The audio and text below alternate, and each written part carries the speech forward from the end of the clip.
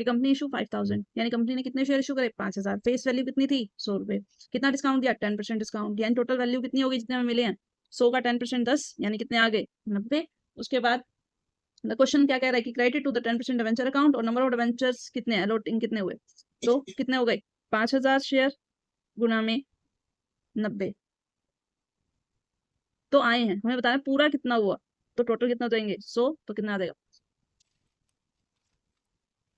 Bajaj limited थे 5000 equity share issue करे, 10 का एक था, एप्लीकेशन 2 रुपए, अलॉटमेंट 3 रुपए, 2 rupees of final first call and balance of the final call, total 10 का था, 2 रुपए किसके हो गए एप्लीकेशन के, 3 रुपए किसके हो गए अलॉटमेंट के, और 2 रुपए किसके हो गए फर्स्ट कॉल के, तो इसका टोटल क्या बना 3 7, और हमें कितने दिए हुए हैं 10, यानी कि 7 माइनस करेंगे तो 3 रुपीज जो हमारी आएगी, हमारी क्या है फाइनल कॉल। ठीक है, फिर अब हमें ये देखना है कि हमें कितना डेबिट करा बैंक अकाउंट में at the time of receipt of first call money, यानी कितना हमें रिसीव हुआ, तो बैंक अकाउंट में कितने थे 5000, 5000 की फर्स्ट कॉल निकालनी है, तो 5000 गुना में 2 कितना आ गया 10,000, आंसर इज 10,000। नेक्स्ट क्वेश्चन है, mister Verma holding 1000 equity share 10 rupees each, issue discount 10%, यानी कि 10 रुपए का शेयर था, ठीक है, 10% का डिस्काउंट यानी एक का 9 रुपए का शेयर हो गया, उसमें उसने क्या कहा 3.5 जो शेयर थे ना वो फॉरफिट हो गए, यानी 9 रुपए में से 3.5 रुपए जब्त हो गए, जब वो जब्त हुए यानी कितने और चुकाने थे 5.5 रुपए, जब वो 5.5 रुपए चुकाने थे तो कंपनी के शेयर में फॉरफिटेड अकाउंट में कितना अमाउंट जाएगा, देखो 3.5 तो उसने फॉरफिट कर लिया, यानी 3.5 उसे जब्त करे, यानी जितने वो जब्त करेगा उतना ही उसके फॉरफिटेड अकाउंट में वो क्या होंगे, उसको छोड़ के जितने फॉरफिट हुए रह जाएंगे वो कितने हैं 5.5 रुपए। ठीक है, उसे 3.5 नहीं दिए थे ना, वर फॉरफिट कुड नॉट पे 3.5, उसके बाद फॉरफिट हो गए थे, यानी 3.5 यहाँ देने के बाद जो 5.5 है वो कंपनी क्या कर लेगी अपने पास जब्त कर लेगी, तो 1000 गुना में 5.5 कितना हो जाएगा 55, ये आ जाएगा। Making in provision for bad dept is respect of doubtful dept is based on the convention of, यानी कि जब हम प्रोविजन बनाते हैं तो हमारे बैड डेप्ट में डाउटफुल डेप्ट है वो किसके कन्वेंशन के बेस्ड होते हैं, कंसिस्टेंसी, डिस्क्लोजर, कंजर्वेटिज्म या मेटेरियलिटी। कंसिस्टेंसी क्या बताता है कि एक बार यदि आप चुनी गई लेखांकन नीति विधियों को साल भर समान रखना चाहते हैं, जैसे डेप्रिसिएशन मेथड हो, कंसिस्टेंसी बनी रहे, एक ही मेथड यूज हो रहा हो तो कंसिस्टेंसी आता है।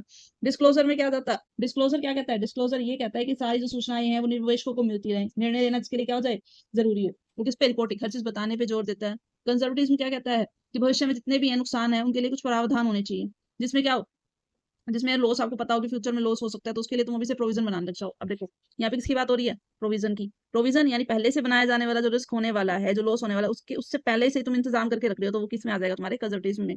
और मेटेरियलिटी क्या होती है, जिसमें ये कहा जाए कि उन तथ्यों पर ध्यान देना जो व्यवसाय के लिए जरूरी हो, बस इसके अलावा किसी चीज पर ध्यान ना दिया जाए, तो उसके हिसाब से जो भी प्रोविजन बनाए जाते हैं वो कंजर्वेटिज्म के हिसाब से बनाए जाते हैं। ठीक है, next is preference share can redeem only if they are, preference share कब रिडीम होते हैं, कब रिडीम किए जा सकते हैं, जब क्या हो फुल्ली पेड, पार्शली में तो हाफ आ गया, क्यों नहीं, कैसे रिडीम करोगे, बोथ ऑफ द अबव हो नहीं सकता, नन ऑफ द है नहीं, क्या है फुल्ली पेड, यानी कि यदि अब तुमने 10 रुपए मांगे तुमने 10 दे दिए तो ही तुम रिडीम कर सकते हो, इसके अलावा तुम रिडीम नहीं कर सकते। If sales revenue are 4 lakh, cost of goods sold 3,10,000, वो कह रहे हैं कि जीपी कितना होगा 4 लाख है, और हमारी कॉस्ट ऑफ गुड्स सोल्ड कितने 3,10,000, तो जीपी कैसे निकलेगा, sale 4 lakh minus cost of goods sold कितनी है 3,10,000, आंसर कितना आ जाएगा 90,000, आंसर इज नेक्स्ट।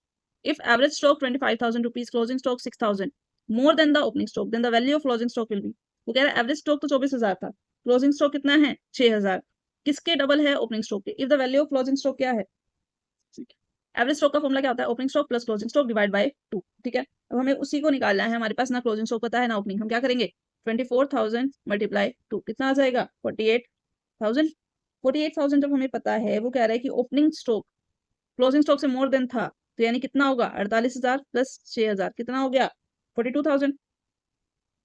अब वो कह रहे थे वो 42,000 था तो इक्वली डिवाइड हुआ होगा, यानी ओपनिंग और क्लोजिंग, तो 42,000 डिवाइड बाय 2 कितना आ जाएगा 21,000। ठीक है, जब वो 21,000 आया और वो क्या कह रहा है ओपनिंग स्टॉक डबल था यानी 6,000 था, कितना हो गया टोटल 27,000। ठीक है, it is essential to standardise the account principle and policy in order to ensure, यानी वो कह रहा है कि अकाउंटिंग प्रिंसिपल और पॉलिसी में कैसे इंश्योरेंस होगी, जो ट्रांसपेरेंसी मेन होती है ना, ट्रांसपेरेंसी, कंसिस्टेंसी, कंपेरेबिलिटी की ट्रांसपेरेंसी, हर चीज का पता होना चाहिए। कंसिस्टेंसी यानी एक जैसी चीजें फॉर्मूला तो वही चीज बनी रहनी चाहिए, जैसे काम हो रहा है वैसे ही होता रहना चाहिए। कंपेरेबिलिटी यानी कंपेयर आसानी से तुलना की जा सके। आंसर क्या आएगा? All of the above. Next, which of the following is not a tangible assets for the firm. Tangible assets कौन सी नहीं है जिसको मतलब देखा जा सके, छुआ जा सके, कौन सी वो नहीं है? देखो फर्नीचर है, वो देखा भी जा सकता है, छुआ भी जा सकता है। मशीनरी भी ऐसी ही है, लैंड एंड बिल्डिंग भी ऐसा ही है। क्या नहीं है? Goodwill. The determination of the amount of bad डेब्ट इज एन अकाउंटिंग, यानी कि जो अमाउंट बैड डेब्ट है वो अकाउंटिंग में किसके हिसाब से होते हैं? पॉलिसी, एस्टिमेट या पैरामीटर के हिसाब से। राइट आंसर क्या है? एस्टिमेशन, क्योंकि हमें नहीं पता वो हमें क्या तो बाद में पैसे मिल भी जाए ना भी मिले, तो बैड डेब्ट किसके हिसाब से होते हैं? एस्टिमेट, ये अनुमानित होते हैं ये। The transaction recording through accounting equation are based on, यानी जो ट्रांजेक्शन है जो रिकॉर्ड किए जाते हैं अकाउंटिंग इक्वेशन में वो किसके बेस होते हैं? गोइंग कंसर्न कॉन्सेप्ट है वो क्या है? कंटिन्यू टू ऑपरेट, यानी कि काम चलता रहना चाहिए। बिजनेस एंटिटी क्या है? कि बिजनेस सेपरेट नहीं है, जो ऐसा ओनर के हिसाब से चलेगा, ठीक है। और ड्यूअल कॉन्सेप्ट क्या है? कि जो भी हमारे अकाउंटिंग है वो हर ट्रांजेक्शन डबल साइडेड लिखी जाएंगी, तो ये किसके बेस्ड है? अकाउंटिंग इक्वेशन के बेस्ड है, ठीक है। नेक्स्ट है the debit balance of cash account show, यानी the debit balance of cash account show कहाँ पर दिखाया जाता है? डेबिट बैलेंस कैश का, ठीक है, कैश अकाउंट का।